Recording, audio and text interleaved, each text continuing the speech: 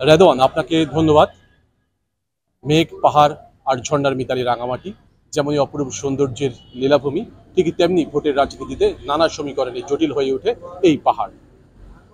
জাতীয় রাজনৈতিক দলের পাশাপাশি এখানে আছে স্থানীয় দলগুলো, যারা ভোটের রাজনীতিতে ব্যাপক প্রভাব বিস্তার করে। আগামীর যে নতুন নির্বাচন, এই নির্বাচনকে কেন্দ্র করে এখানকার তরুণরা কি ভাবছে তা নিয়ে আজকে জানার চেষ্টা করব তরুণদের মুখ থেকে।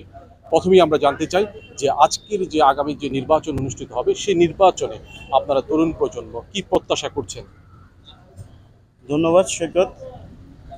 আসলে আগামী যে সংসদ নির্বাচন 2026, যে ফেব্রুয়ারি মাসে যে নির্বাচনের ঘোষণা করেছে নির্বাচন কমিশন, সেই হিসাবে রাঙামাটি পার্বত্য জেলায় 299 আসনের বিএনপির এবং দেশনেত্রী বেগম খালেদা জিয়া এবং তারেক রহমানের, আগামী রাষ্ট্রনায়ক তারেক রহমানের মনোনীত প্রার্থী, ধানের শীষের প্রার্থী, সাবেক জেলা যুগ্ম জজ, সাবেক জেলা বিএনপির সভাপতি এবং অ্যাডভোকেট দীপেন দেওয়ানকে দলীয়ভাবে আমাদের মনোনয়ন দিয়েছেন। ইতিমধ্যে আপনারা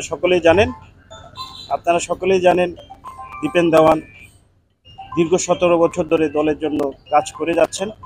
এই দলকে সুসংগঠিত করার জন্য দেশনায়ক তারেক রহমানকে এবং বেগম খালেদা জিয়াকে 299 আসন ধানের শীষের প্রার্থী হয়ে উপহার দেওয়ার জন্য 17 বছর ধরে কাজ করে গিয়েছেন।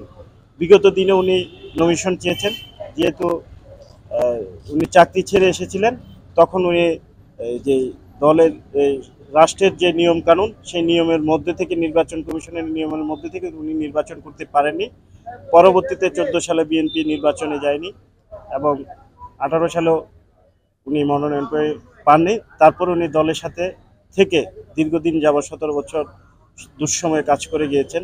সেটা এই দলের হাইকমান্ড ওনাকে মূল্যায়ন করেছে এবং রাঙামাটি পার্বত্যবাসী মনে করে যে এই আগামী যে সংসদ নির্বাচন, ধানের শীষের যে প্রার্থী অ্যাডভোকেট দীপেন দেওয়ান, এই রাঙামাটিতে সাম্প্রদায়িক সম্প্রীতি অটুট রেখে, সাম্প্রদায়িক যে বিষয়টি আছে সেটি বাংলাদেশের জাতীয়তাবাদকে সামনে রেখে, শহীদ প্রেসিডেন্ট জিয়াউর রহমানের যে বাংলাদেশের জাতীয়তাবাদ, যেটা 31 দফায় আমাদের তারেক রহমান উল্লেখ করেছেন, নেম্বরেশন, সেই নেম্বরেশনকে করে আমাদের সকল জাতিসত্তাকে সাথে নিয়ে আগামী নির্বাচনে ধানের শীষের প্রার্থীকে অ্যাডভোকেট দীপেন দেওয়ানকে জয়যুক্ত করবে বলে আমরা মনে করি। এবং তরুণ সমাজ, তরুণের প্রথম ভোট ধানের শীষের পক্ষে হবে, সেটা প্রত্যাশা রেখে আমি আগামী যে নির্বাচন, সেই নির্বাচনে দীপেন দেওয়ানের হাত ধরে দেশনায়ক তারেক রহমানকে এবং বেগম জিয়াকে এই আসনটি উপহার দিব।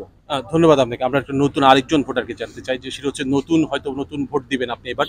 নতুন ভোটার হিসেবে আপনার মধ্যে কেমন উৎসাহ উদ্দীপনা আপনি বোধ করছেন? ধন্যবাদ। আসলে আমাদের সামনে এমন একটি ঐতিহাসিক দিন অপেক্ষা করছে, যখন আমরা নতুন নেতৃত্ব বাছাইয়ের সুযোগ পাবো, যেটা কিনা আমরা এত বছর পাইনি, এত বছর যাবত আমরা ভোট দিতে পারিনি। সেখানে ভোটের অধিকার প্রতিষ্ঠা হওয়াটাই আমাদের জন্য অনেক বড় উৎসাহের।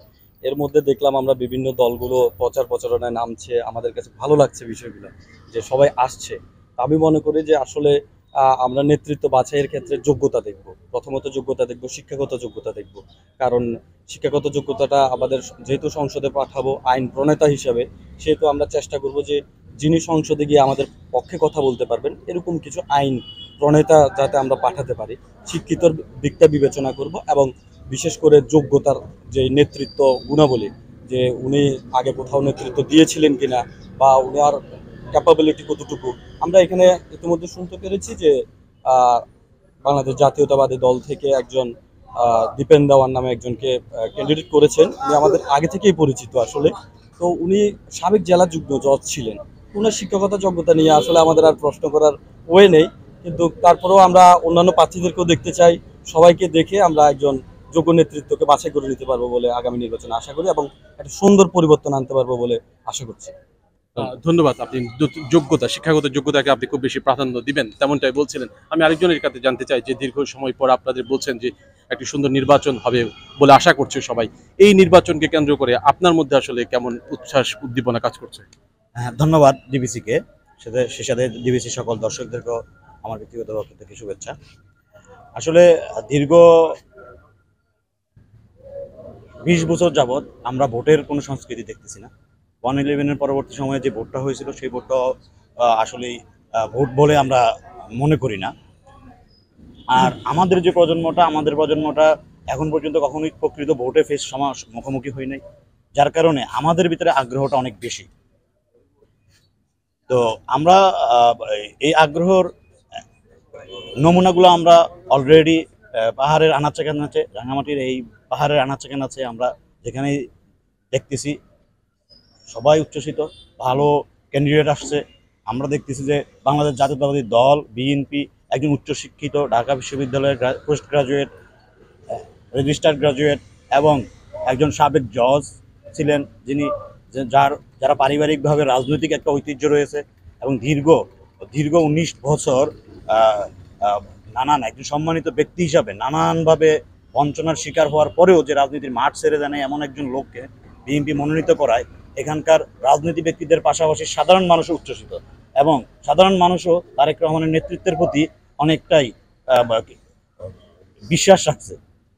এই জন্য সাধারণ মানুষের চাইতে তরুণ প্রজন্মের যারা আমরা আছি, আমরা যারা রাজনৈতিক কিছুটা খবরাখবর রাখি, আমরা এই ধরনের মেধাবী লোককে প্রার্থী হিসেবে পেয়ে আমরা দেখলাম আমাদের প্রতিদ্বন্দ্বী যে জামায়াতের প্রার্থী দিছে উনিও একজন অ্যাডভোকেট, ওনারও যথেষ্ট সুনাম রয়েছে।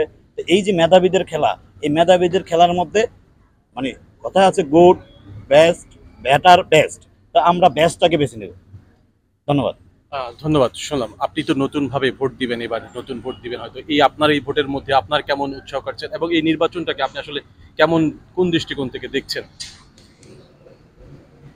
ধন্যবাদ জানাই বিবিসিকে।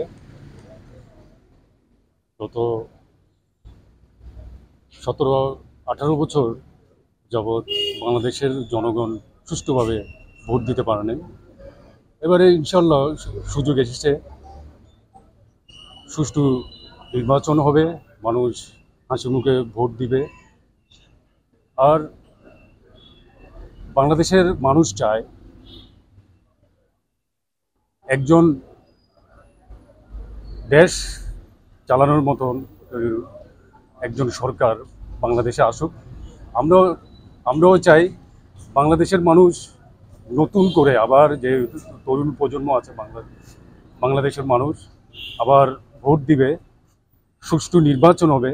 আমরাও চাই বাংলাদেশ জাতীয়তাবাদী দল আবার সুষ্ঠু নির্বাচনে অংশগ্রহণ করে একটি ভালো সরকার গঠন করবে ইনশাল্লাহ, এই আশাবাদ ব্যক্ত করি আর কি। ধন্যবাদ আপনাকে। রেদওয়ান, শুনছিলেন এখানকার তরুণ প্রজন্ম যা বলছে, দীর্ঘ 17 বছর ধরে ভোট দিতে না পারার যে অপূর্ণতা, যে আক্ষেপ, সেটি এবার ঘুচবে বলে তারা মনে করছেন এবং তারা সৎ যোগ্য প্রার্থীকে তারা বেছে নেবেন এই রাঙামাটির 299 সংসদীয় আসন থেকে। আজকের এই রাঙামাটি থেকে এই ছিল।